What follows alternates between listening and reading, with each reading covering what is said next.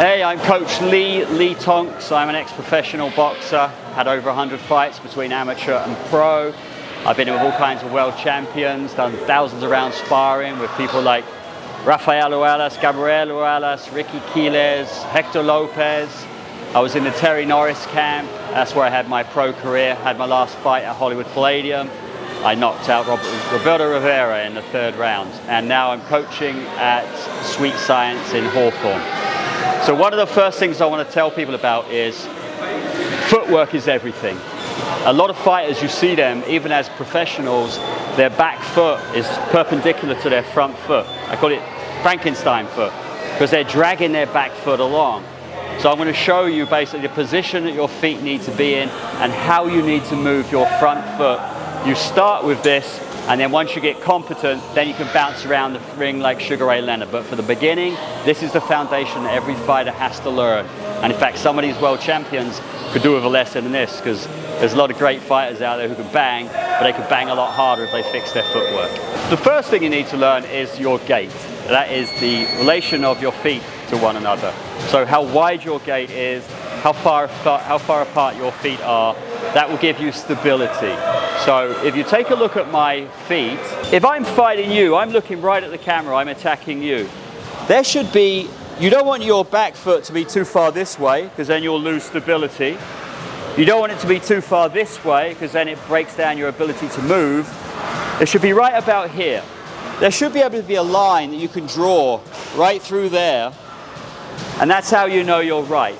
So that is your gait, how wide your gait should be here. Now, your upper body should be balanced on your lower body. And a good way to test that is lean forward, feel this muscle engage. Lean back, feel this muscle engage.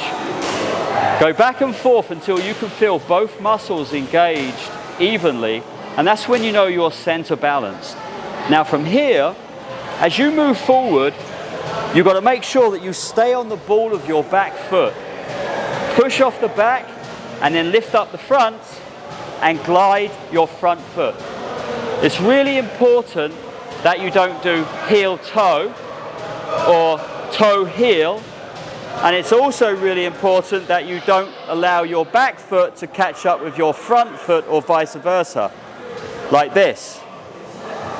When you push off, it's like this. Like that. The foot cannot go like that, and it cannot go like that. It has to glide across the ground like a hovercraft. Like that. So as I'm coming towards you, oops. As I'm coming towards you, just like that, going back. Now, once you get good at it, you can bounce around and you can cheat a little bit.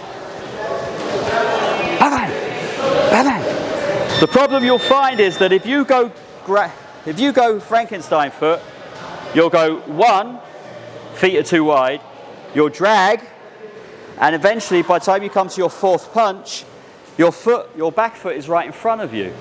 Watch any fighter, watch Deontay Wilder, terrible footwork. The guy can bang.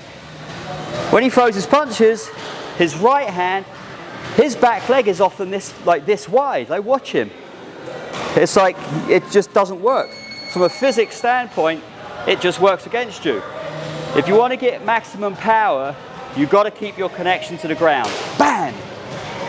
Twist the hips. Bam! Everything has to move, this whole side. Whether it's a straight right hand, bam! Or an uppercut, bam! Bam! Hook on that side, same way. Bam! You have to do the pivot. All right, that's all for today. More lessons coming.